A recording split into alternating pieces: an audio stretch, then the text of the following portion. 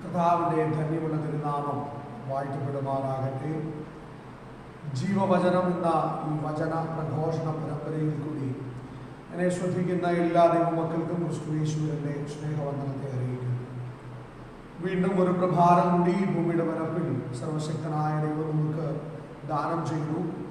നമ്മുടെ സമപ്രായക്കാരും സമശിഷ്ടങ്ങളും പലവിധമായ കഷ്ടതകളിൽ കൂടി ലോകത്തിൻ്റെ പരപ്പിൽ യാത്ര ചെയ്യുമ്പോൾ കർത്താവിൻ്റെ കൃപയിലും കരുണയിലും ആശ്രയിച്ചുകൊണ്ട് ഇത്രത്തോളം ജയോത്സവമായി നടകൊള്ളുവാൻ നമ്മെ സഹായിച്ച ദൈവത്തിന് ഞാൻ നന്ദി പറയുകയാണ്.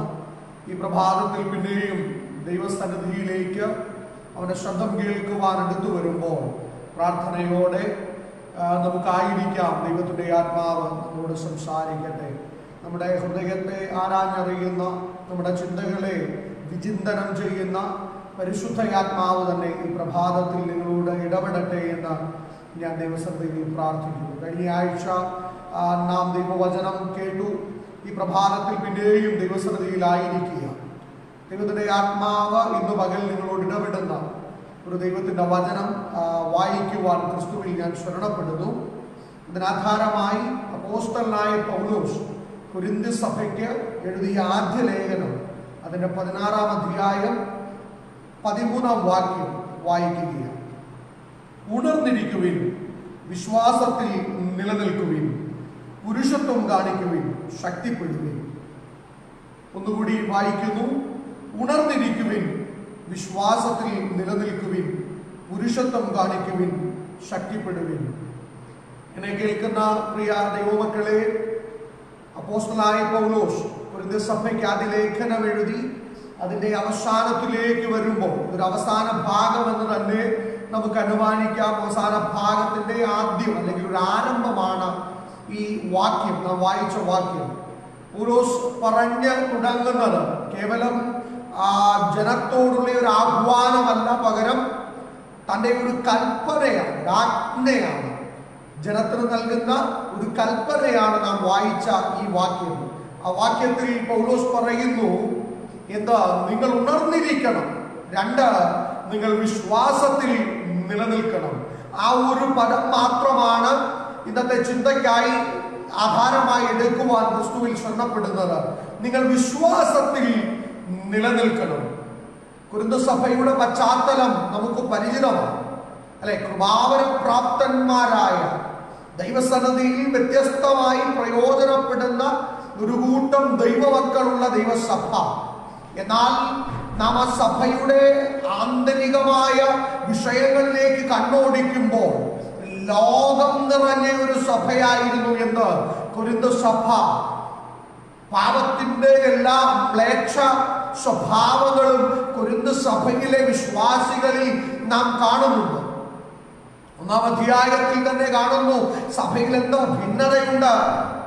പല നിലകളിൽ പിന്നീടുള്ള അധ്യായങ്ങളിലേക്ക് കടന്നു വരുമ്പോൾ സഭയിൽ നിലനിൽക്കുന്ന മ്ലേച്ഛതകളെ നമ്മൾ തിരിച്ചറിയുകയാണ്. ആ സഭയോട് അപ്പോസ്തലൻ ലേഖനം എഴുതുമ്പോൾ വിളിച്ചു പറയുക, എന്താ? നിങ്ങൾ വിശ്വാസത്തിൽ നിലനിൽക്കണം. എന്നെ കേൾക്കുന്ന പ്രിയമുള്ളവരെ, ഈ കാലഘട്ടത്തിൽ വിശ്വാസം തണുത്തു പോകുന്ന, ആത്മീകത പ്രകസനമായി തീരുന്ന, ദൈവിക വിശ്വാസം കേവലം മനുഷ്യനെ തൃപ്തിപ്പെടുത്തുന്നതിന് മാത്രമായി തീരുന്ന ഈ ഒരു കാലയളവിൽ പരിശുദ്ധാത്മാവ് നമ്മോട് ആവശ്യപ്പെടുകയാണ്, ഞാനും നിങ്ങളും വിശ്വാസത്തിൽ നിലനിൽക്കണം. വിശ്വാസത്തിൽ നിലനിൽക്കുക എന്ന് പറയുന്നത് വിശ്വാസിയായി തീരുക എന്നുള്ളതല്ല, അല്ലെ? ഞാനും നിങ്ങളും വിശ്വാസിയാണ്, അല്ലെ? എന്നാൽ ദൈവത്തിന്റെ ആത്മാവ് നമ്മോട് ആവശ്യപ്പെടുന്നത് വിശ്വാസിയായിരിക്കുക എന്നല്ല, പകരം നാം എന്തു ചെയ്യണം? വിശ്വാസത്തിൽ നിലനിൽക്കണം. എന്നെ കേൾക്കുന്ന പ്രിയമുള്ളവരോടായി ഞാൻ വിളിച്ചു പറയാം, വിശ്വാസി എന്നൊരു ലേബല് എന്റെയും നിങ്ങളുടെയും നെറ്റിത്തടത്തിൽ ഒട്ടിച്ചു വെച്ച് സ്തോത്രം വെള്ളവസ്ത്രധാരിയായി മീശ വടിച്ച് താടി വടിച്ച് അലായെങ്കിൽ സ്വർണങ്ങളോ ആഭരണങ്ങളോ ഊരിമാറ്റി ലോകത്തിന് മുൻപിൽ ഒരു വിശ്വാസിയായിട്ട് അഭിനയിക്കുവാനല്ല ദൈവത്തിന്റെ ആത്മാവ് വീണ്ടും നിങ്ങളെ ഉദ്ബോധിപ്പിക്കുക. നിങ്ങളൊരു വിശ്വാസത്തിൽ നിലനിൽക്കുന്ന വ്യക്തിയായി തീരണം. 1 കൊരിന്ഥി ലേഖനം 10-ാം അധ്യായത്തിൽ ഇസ്രായേലിനെ കുറിച്ച് പറഞ്ഞു വന്നിട്ട് വന്നിട്ട് അല്ലെ, അവരും ക്രിസ്തുവിനോടുകൂടെ സ്നാനമേറ്റവർ, ഒരേ ആത്മീക ആഹാരം തിന്നവർ, ഒരേ പാറയിൽ നിന്ന് വെള്ളം കുടിച്ചവർ എന്നൊക്കെ പറഞ്ഞു വന്നിട്ട് 10-ാം അധ്യായത്തിൽ പൗലോസ് പറയുക, അവരിൽ മിക്കപേരിലും ദൈവം പ്രസാദിച്ചില്ല. 10-12 വായിക്കുമ്പോൾ ഇങ്ങനെ കാണുന്നു, താൻ നിൽക്കുന്നു എന്ന് തോന്നുന്നവൻ വീഴാതിരിപ്പാൻ സൂക്ഷിച്ചു കൊള്ളട്ടെ, നോക്കിക്കൊള്ളട്ടെ.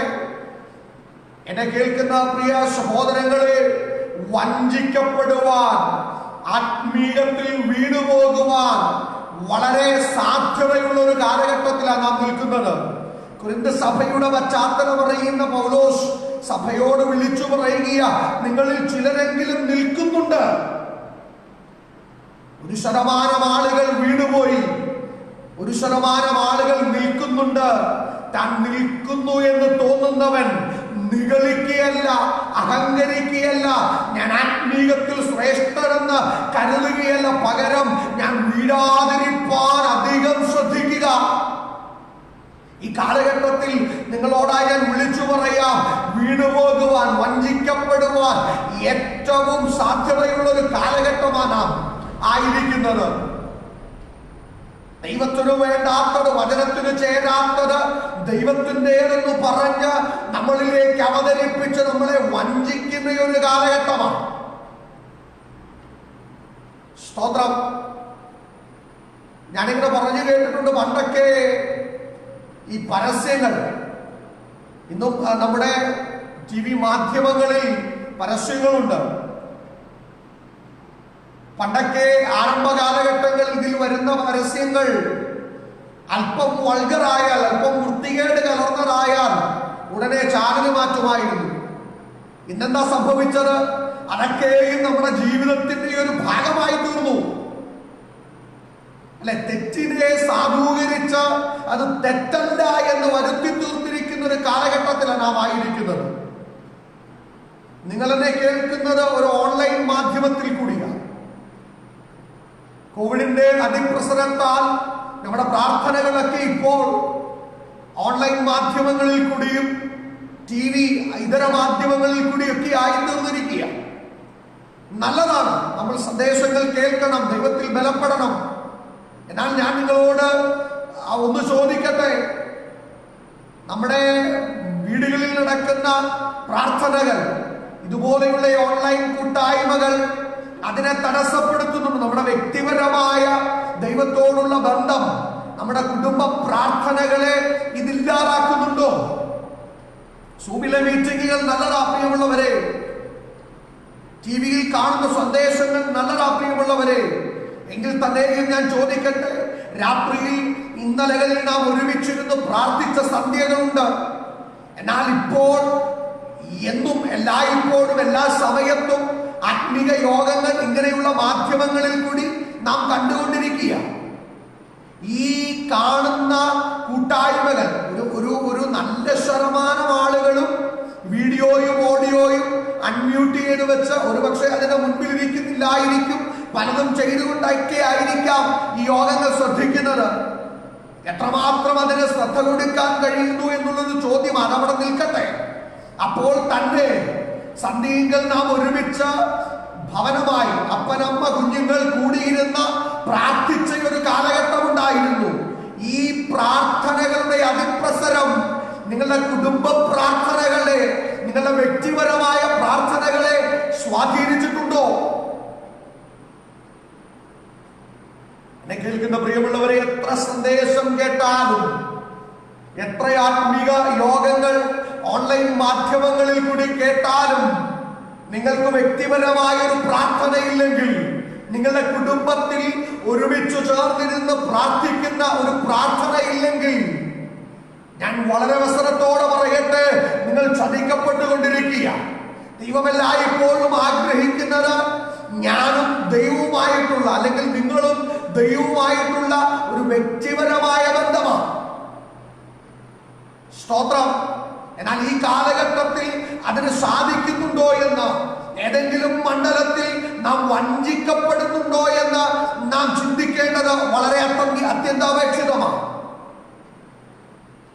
അപ്പം സഭയോട് പൗലോസ് പറയുക, നിൽക്കുന്നു എന്ന് വീഴാതിരിപ്പാൻ അധികം ശ്രദ്ധിച്ചു കൊള്ളണം. വഞ്ചിക്കപ്പെടാതിരിപ്പാൻ അവൻ ശ്രദ്ധിച്ചു കൊള്ളേണ്ടത് ആവശ്യമാണ്. കാരണം നിങ്ങൾ വിശ്വാസത്തിൽ നിലനിൽക്കണം. നിങ്ങൾ വിശ്വാസിയായിരിക്കുകയല്ല, പകരം വിശ്വാസത്തിൽ നിലനിൽക്കുന്നവരായി തീരണം.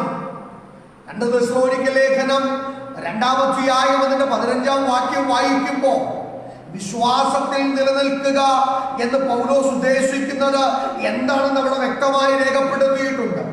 പൗലോസ് പറയുന്നു, ഞങ്ങൾ ലേഖനങ്ങളാലോ ഉപദേശങ്ങളാലോ പഠിപ്പിച്ചു തന്ന പ്രമാണത്തിൽ നിങ്ങൾ ഉറച്ചു നിൽക്കണം. സ്തോത്രം. നമ്മൾ എവിടെയാ നിൽക്കേണ്ടത്? നമ്മുടെ നിലനിൽപ്പ് എവിടെയാ? നാം പഠിച്ചതും കേട്ടതുമായ ദൈവിക വചനത്തിലായിരിക്കണം നാം ഉറച്ചു നിൽക്കേണ്ടത്. നമ്മെ തന്നെ ഒന്ന് ശോധന ചെയ്ത് ഈ കാലഘട്ടത്തിൽ ദൈവവചനത്തിൽ അധിഷ്ഠിതമായാണോ നമ്മുടെ ജീവിതം മുൻപോട്ട് പോകുന്നത്? അതോ നമ്മുടെ വിശ്വാസ ജീവിതം ഒരു പ്രഹസനമായി തീർന്നിരിക്കുന്നു? ആരെയൊക്കെയോ ബോധിപ്പിക്കുവാൻ വിശ്വാസിയായി ഇറങ്ങിത്തിരിച്ചത് കൊണ്ട് ഇനി ഒരു വിശ്വാസിയായിട്ട് ജീവിക്കണം എന്ന് കരുതിയാണോ നാം മുൻപോട്ട് പോകുന്നത്? 2 കൊരിന്ത്യർ ലേഖനം അതിന്റെ ഒടുവിലത്തെ അധ്യായം 13-ാം അധ്യായം 5-ാം വാക്യത്തിൽ സഭയോട് വീണ്ടും പൗലോസ് ചോദിക്കുന്ന പ്രസക്തമായ ഒരു ചോദ്യമുണ്ട്. നിങ്ങൾ വിശ്വാസത്തിൽ ഇരിക്കുന്നോ എന്ന് സ്വയം ശോധന ചെയ്യുവീൻ. 1 കൊരിന്ത്യർ ലേഖനത്തിൽ സ്തോത്രം, നിങ്ങൾ വിശ്വാസത്തിൽ നിലനിൽക്കണമെന്ന് പറഞ്ഞ അപ്പോസ്തലൻ രണ്ടാമതൊരു ലേഖനം എഴുതുമ്പോൾ, ഇതിനിടയിൽ ലേഖനങ്ങൾ ഉണ്ട്, നമ്മുടെ വേദപുസ്തകത്തിൽ വരാത്ത ലേഖനങ്ങൾ ഉണ്ടെന്ന് പഠിതാക്കൾ പറയുന്നു. അവിടെ നിൽക്കട്ടെ.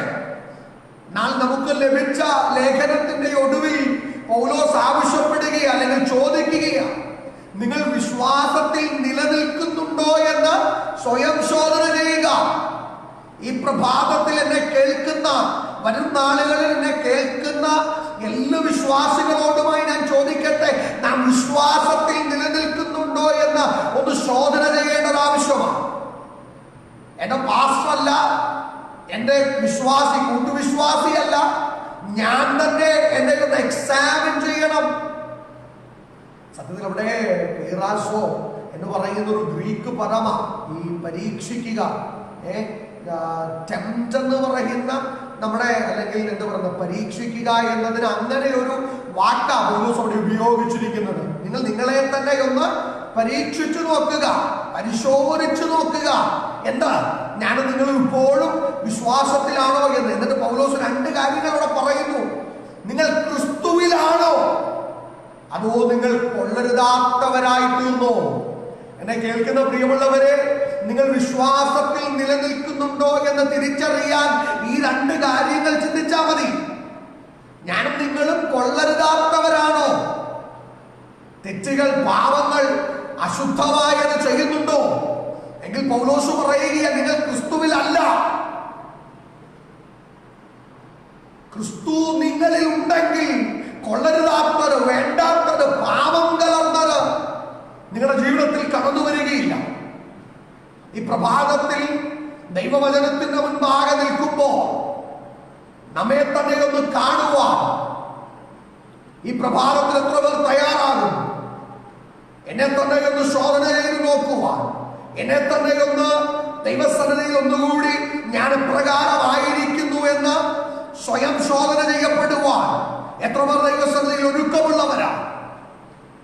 ആത്മീയത്തിൽ ശോഷണം സംഭവിക്കുന്ന ഈ കാലത്തിൽ പരിശുദ്ധാത്മാവിന് മറ്റൊരു ദൂത് നിങ്ങളോട് പറയുവാനില്ല. 2020 ആരംഭം മുതൽ കഷ്ടതകളും ഞെരുക്കങ്ങളുമാണ്. ദൈവത്തിൽ നിന്ന് അകറ്റിക്കളയുന്ന വികാസങ്ങളാ നമുക്ക് ചുറ്റും അരങ്ങേറിക്കൊണ്ടിരിക്കുന്നത്. നമ്മുടെ വിശ്വാസം ശോധന ചെയ്യപ്പെടുന്നുണ്ട്. പ്രാർത്ഥനകളോ കൂട്ടായ്മകളോ ഇന്നലകളിലേതുപോലെ നമ്മളിലേക്ക് കടന്നു വരുന്നില്ല. അപ്പോൾ നാം സ്വയം ഒന്ന് ശോധന ചെയ്യണം. ഞാൻ ക്രിസ്തുവിലാണോ നിലനിൽക്കുന്നത്? ക്രിസ്തുവിൽ നിലനിൽക്കുന്നവൻ വരത്തേക്കാൾ അധികമായി ഫലത്തെ കൊതിക്കുന്നവനാണ്. കർത്താവ് പറയുന്നു, മുന്തിരിവള്ളിക്ക് കൊമ്പിൽ വസിച്ചിട്ടല്ലാതെ തനിയെ കായ്ക്കാൻ കഴിയാത്തതുപോലെ എന്നിൽ വസിച്ചിട്ടല്ലാതെ നിങ്ങൾക്ക് സ്വയമേ കായ്ക്കുവാൻ കഴിയുകയില്ല. എന്നെ കേൾക്കുന്ന പ്രിയമുള്ളവരെ, സ്തോത്രം, ആത്മീക വരങ്ങൾ, കൃപാവരങ്ങൾ നിങ്ങളിൽ ജ്വലിച്ചില്ലെങ്കിലും ആത്മാവിന്റെ ഫലങ്ങൾ നിങ്ങളിൽ ഉണ്ടാകണമെന്ന് നമ്മുടെ കർത്താവ് ആഗ്രഹിക്കുന്നു. സ്വയം ശോധന ചെയ്യണം. ഞാനും നിങ്ങളും ക്രിസ്തുവിലായിരിക്കുന്നു എന്ന്, കൊള്ളരുതാത്തവരായി തീർന്നോ എന്ന്, പാപത്തിന്റെ ചേറ്റുകുഴിയിൽ വീണുപോയോ എന്ന് സ്വയം ശോധന ചെയ്യപ്പെടേണ്ടത് വളരെ ആവശ്യമാണ്. സർദീസിലെ സഭയ്ക്ക് ലേഖനം എഴുതുമ്പോൾ വെളിപ്പാട് പുസ്തകത്തിൽ നാം കാണുന്നുണ്ട്, നീ ശീതവാനുമല്ല ഉഷ്ണവാനുമല്ല. സഭയുടെ ക്യാരക്ടർ, സ്വഭാവം പറയുകയാണ് അപ്പോസ്തലൻ. എന്താ? നീ ശീതവാനാണോ? അല്ല. ഉഷ്ണവാനാണോ? അല്ല. പിന്നെ ആരാ? ശീതോഷ്ണവാന. രണ്ടിനും ഇടയിൽ നിൽക്കുകയാ. ലോകം എനിക്ക് വേണ്ട, ലോകത്തിൽ ഒന്നും വേണ്ട എന്ന് പറഞ്ഞ നമ്മൾ ലോകം എനിക്ക് വേണ്ട, ലോകത്തിന്റെ ഇമ്പം വേണ്ട എന്ന് മാറ്റിപ്പാടി. ഈ ചിലയിടങ്ങളിലൊക്കെ ചെല്ലുമ്പോൾ മാതാപിതാക്കൾ വളരെ അഭിമാനത്തോടെ പറയുന്നത് ഞാൻ കേട്ടിട്ടുണ്ട്. എൻ്റെ പാസ്റ്ററെ, എൻ്റെ കുഞ്ഞിന് ഈ സ്മാർട്ട് ഫോണിലെ എല്ലാ കാര്യങ്ങളും, അല്ലെ ടാബിലെ, ലാപ്ടോപ്പിലെ എല്ലാ കാര്യങ്ങളും അറിയാം. എന്നാൽ വളരെ ഖേദത്തോടെ ഞാനൊന്ന് ചോദിക്കട്ടെ മാതാപിതാക്കളെ, ആ കയ്യിലിരിക്കുന്ന വേദപുസ്തകത്തിലെ എന്ത് കാര്യം നമ്മുടെ കുഞ്ഞുങ്ങൾക്ക് അറിയാം? ഇന്നലെ വന്ന സ്മാർട്ട് ഫോണിലെ സകല കാര്യങ്ങളും എൻ്റെ കുഞ്ഞിനറിയാമെന്ന് നാം വളരെ അഭിമാനത്തോടെ, അല്ലെങ്കിൽ ലോകത്തിലെ അറിവുകളെല്ലാം എൻ്റെ കുഞ്ഞിനുണ്ട് എന്ന് അവകാശപ്പെടുന്ന നാം എപ്പോഴെങ്കിലും ചിന്തിച്ചിട്ടുണ്ടോ ഈ പുസ്തകത്തിലെ എത്ര കാര്യം എൻ്റെ കുഞ്ഞിനറിയാമെന്ന്? എന്തെങ്കിലും അഭിമാനത്തോടെ പറയാൻ നാം തയ്യാറായിട്ടുണ്ടോ? എൻ്റെ കുഞ്ഞിന് വേറെ പുസ്തകത്തിലെ വാക്യങ്ങളൊക്കെ അറിയാം, കഥകളൊക്കെ അറിയാം. അവൻ വചനത്തിലെ സ്തോത്രം, സങ്കീർത്തനം, ഇന്ന സങ്കീർത്തനം മനഃപ്പാഠം പഠിച്ചിട്ടുണ്ട്, അല്ലെങ്കിൽ ഇന്ന കാര്യങ്ങൾ അവന് വ്യക്തമായി അറിയാമെന്ന് എപ്പോഴെങ്കിലും ആരോടെങ്കിലും അഭിമാനത്തോടെ ഞാനോ നിങ്ങളോ പറഞ്ഞിട്ടുണ്ടോ? ഇതാ ഞാൻ പറഞ്ഞത്, വഞ്ചിക്കപ്പെട്ടു പോയി. ഇന്ന് ലോകമാണ് നമുക്ക് വലുത്. ലോകത്തിൽ നേടിയതും ലോകത്തിൽ പ്രാപിച്ചതുമാ നാം ഉയർച്ചയായിട്ട് പറയുന്നത്. ഇന്ന് പകലൊന്ന് മാറ്റിപ്പറ പ്രിയമുള്ളവരെ. എന്റെ കുഞ്ഞിന് സ്മാർട്ട് ഫോണിലെ എല്ലാം അറിയാമെന്നല്ല, അവന് വേദപുസ്തകം അറിയാം, വേദപുസ്തകത്തിലെ ദൈവത്തെ അറിയാം. സ്മാർട്ട് ഫോണിലെ അല്ല നിങ്ങളുടെ കുഞ്ഞിന് നിങ്ങൾ പരിചയപ്പെടുത്തേണ്ടത്. ഈ പുസ്തകത്തിൽ അവനും നിങ്ങൾക്കും വേണ്ടി മരിച്ച ഒരു ക്രിസ്തുവുണ്ട്. അവനെ നിങ്ങൾ പരിചയപ്പെടുത്തിക്കൊണ്ട് ആ ക്രിസ്തുവിനെ കുഞ്ഞുങ്ങൾ അറിയട്ടെ, ആ കർത്താവിനെ അറിഞ്ഞ് കുഞ്ഞുങ്ങൾ ജീവിക്കട്ടെ. വചനത്തിലേക്ക് ഞാൻ മടങ്ങി വരട്ടെ. സർദീസിലെ സഭയോട് പറയുക, നിന്റെ പ്രവൃത്തി എന്റെ സന്നിധിയിൽ പൂർണ്ണതയുള്ളതായി കണ്ടില്ല. ആ വാക്ക് നിങ്ങൾ ശ്രദ്ധിച്ചു നോക്കണമേ. ദൈവത്തിന്റെ ആത്മാവ് സഭയോട് പറയുക, നിങ്ങളുടെ പ്രവൃത്തി എന്ത്? എന്റെ സന്നിധിയിൽ ഇറ്റ് ഈസ് നോട്ട് പെർഫെക്റ്റ്. പലതും ചെയ്യുന്നുണ്ട്. ദൈവനാമത്തിൽ ദൈവത്തിന് വേണ്ടി പലതും ചെയ്യുന്നുണ്ട്. പക്ഷെ ദൈവം പറയുന്നത് എന്താ? It is not complete, it is not perfect. അത് പൂർണ്ണതയുള്ളതല്ല. സ്തോത്രം.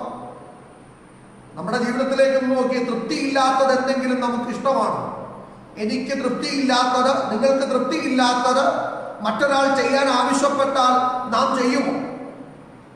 ദൈവം പറയുക, ദൈവത്തിന് നമ്മൾ ചെയ്യുന്ന പ്രവൃത്തി എന്താ? അത് തൃപ്തികരമല്ലെന്ന്.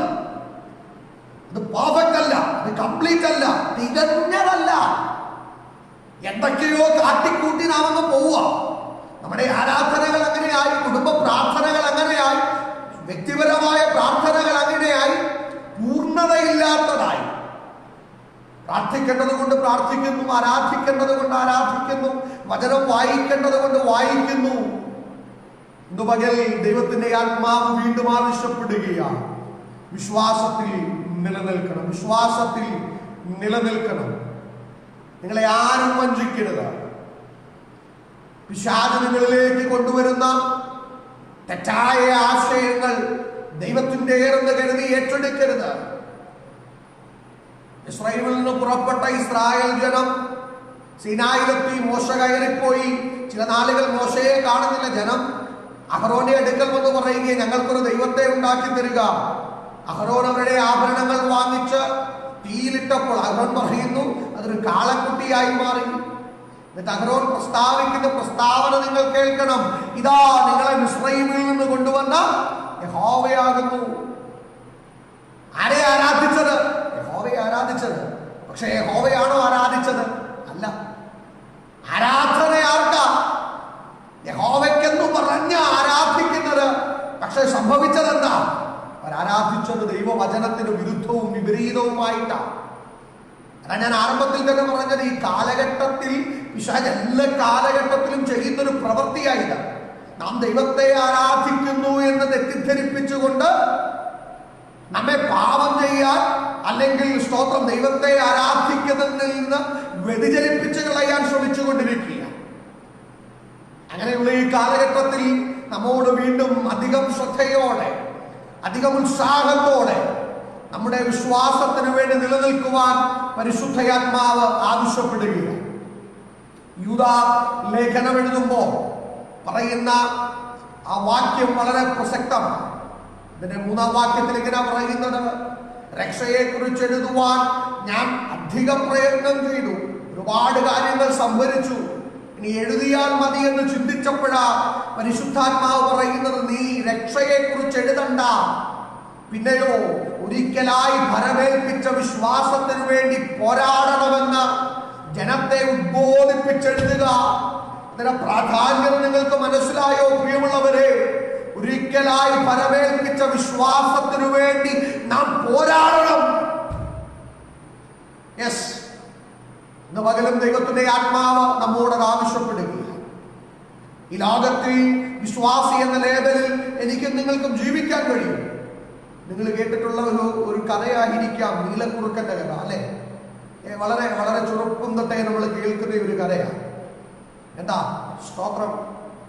ഒരു കാട്ടിലെ കുറുക്കൻ ഒരിക്കൽ ഓടിയ വഴി കാലുതെറ്റി ഒരു നീലപ്പാട്ടക്കുള്ളിൽ വീണു കഴിഞ്ഞപ്പോൾ കുറുക്കന്റെ നിറം മാറി. എന്തായി തീർന്നു? നീല നിറമായി തീർന്നു. കുറുക്കൻ പിന്നെ കാട്ടിലേക്ക് ചെല്ലുമ്പോൾ കാണുന്ന മൃഗങ്ങളെല്ലാം കുറുക്കനെ കണ്ട് ഭയപ്പെടുകയാണ്. കാരണം അതുപോലെ ഒരു മൃഗത്തെ അവർ കണ്ടിട്ടില്ല. പിന്നീട് കുറുക്കൻ ആ കാട്ടിലെ രാജാവായി മാറി. കാരണം വ്യത്യസ്തനായ ഒരു മൃഗം, അതുപോലെ ഒരു മൃഗമില്ലാത്തത് കൊണ്ട് കുറുക്കൻ കാട്ടിലെ രാജാവായി മാറി. എന്നാൽ ഈ രാത്രിയുടെ യാമത്തിൽ മറ്റു കുറുക്കന്മാർ ഓരിയിട്ടപ്പോൾ അറിയാതെ നീലക്കുറുക്കനും ഓരിയിട്ടു. ജനം തിരിച്ചറിഞ്ഞു, അല്ലെങ്കിൽ മൃഗങ്ങൾ തിരിച്ചറിഞ്ഞു ഇത് കുറുക്കനാണെന്ന്. ഞാൻ പറഞ്ഞു പ്രിയമുള്ളവരെ, ഈ ലോകത്തിൽ നമുക്ക് വിശ്വാസിയുടെ ലേബലിൽ നടക്കാം. എന്നാൽ സ്തോത്രം ഒരിക്കൽ വെളിപ്പെട്ടു വരുന്ന ഒരു സമയമുണ്ട്. രാത്രിയുടെ യാമത്തിൽ ഓരിയിട്ടപ്പോൾ ഈ കുറുക്കൻ അറിയാതെ ഓരിയിട്ടതുപോലെ നമ്മുടെ സ്വയം വെളിപ്പെട്ടു വരുന്ന, നമ്മുടെ നിജം വെളിപ്പെട്ടു വരുന്ന ഒരു പ്രഭാതമുണ്ട്. ആരെയും വഞ്ചിക്കാം, ആരെയും കബളിപ്പിക്കാം, ആരുടെയും മുൻപിൽ അഭിനയിക്കാം. ഞാൻ വിശ്വാസിയാണെന്നും വിശ്വാസത്തിൽ നിലനിൽക്കുന്നവനാണെന്നും ആത്മികനാണെന്നും അഭിനയിക്കാം. എന്നാൽ സ്തോത്രം തീയിൽ കൂടി ശോധന ചെയ്ത് വൈക്കോലും ശ്രേഷ്ഠമായതും പുറത്തു കൊണ്ടുവരുന്ന ഒരു ദിവസമുണ്ടെന്ന് തിരിച്ചറിഞ്ഞ ഭയത്തോടെ നമ്മുടെ പ്രവാസകാലം കഴിപ്പാൻ ദൈവത്തിന്റെ ആത്മാവ് നമുക്ക് ആഹ്വാനം നൽകുകയാണ്. ഈ കാലഘട്ടം കഴിയും. ഈ ലോകത്തിലെ കഷ്ടത തന്നെ ദൈവത്തിൽ നമ്മളെ അകറ്റിക്കളയും. കൂടുതൽ ശ്രദ്ധയോടെ, കൂടുതൽ ഉത്സാഹത്തോടെ ദൈവസന്നിധിയിൽ നിലനിൽക്കുവാൻ നാം തയ്യാറാകേണ്ടതുണ്ട്. ഈ പ്രഭാതത്തിൽ ഞാൻ നിങ്ങൾക്ക് വേണ്ടി പ്രാർത്ഥിക്കുവാൻ ആഗ്രഹിക്കുക. ദൈവത്തിന്റെ ആത്മാവ് നിങ്ങളോട് ഇടപെട്ടുവെങ്കിൽ, നിങ്ങൾക്ക് സ്വയം ശോധന ചെയ്യുവാൻ കഴിയുന്നുവെങ്കിൽ, ശൗല് അഭിഷിക്തനായിരുന്നു. ആത്മാവ് നഷ്ടപ്പെട്ടപ്പോഴും ശൗൽ ആരായിരുന്നു? അഭിഷിക്തനായിരുന്നു. കാണുന്നവരെല്ലാം ശൗലിനെ അഭിഷിക്തൻ എന്ന് തന്നെയാണ് കരുതിയത്. പക്ഷെ ദൈവത്തിന് അവൻ അഭിഷിക്തനായിരുന്നു അല്ല. ആത്മാവ് നഷ്ടപ്പെട്ടു പോയി. പ്രിയമുള്ള ദൈവമക്കളെ, നമ്മളും അങ്ങനെ ആയിത്തീരരുതേ. ലോകത്തിന് സ്തോത്രം, ആത്മീയനായിക്കൊണ്ട് സഭയ്ക്ക് ദൈവദാസന്റെ മുൻപിൽ ആത്മീയനായിക്കൊണ്ട് ദൈവത്തിന്റെ മുൻപാകെ നാം ആത്മീയനല്ലാതെയാകരുത്, വിശ്വാസത്തിൽ നിലനിൽക്കാത്തവനായി തീരരുത്. നമ്മെ കാണുന്നത് ദൈവമാണ്, നമ്മുടെ ഉള്ളവാരായുന്നത് ദൈവമാണ്, നമ്മുടെ അന്തരീന്ദ്രിയങ്ങളെ ശോധന ചെയ്യുന്നത് ദൈവമാണ്, നമ്മുടെ ഉൾക്കുളവുകളെ അറിയുന്നത് ദൈവമാണ്.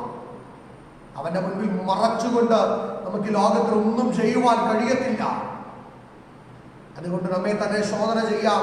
ഈ ദിവസങ്ങളിൽ പ്രാർത്ഥനകൾ, ആരാധനകൾ കുറഞ്ഞു പോയിട്ടുണ്ടോ? കുടുംബ പ്രാർത്ഥനകൾ ഇല്ലാതെയായിട്ടുണ്ടോ എന്ന് സ്വയം ഒന്ന് ശോധന ചെയ്യുക.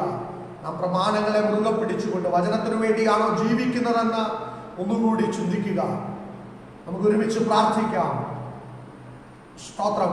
എല്ലാ കണ്ണുകളും അടയപ്പെടട്ടെ. ദൈവസന്നിധിയിൽ ഒരുമിച്ച് നാം പ്രാർത്ഥിക്കുവാൻ പോകുക. പരിശുദ്ധനായ ഞങ്ങളുടെ നല്ല ദൈവമേ, സ്വർഗീയ നല്ല കർത്താവേ, ഈ പ്രഭാതത്തിനായി ഞങ്ങൾ പിന്നെയും ദൈവത്തിന് നന്ദി പറയുന്നു. ഇടപാറവിടച്ചിലേക്ക് അടുത്തു വരുവാൻ ഞങ്ങൾക്കൊരുക്കിയ സാവകാശത്തിനായി നന്ദി.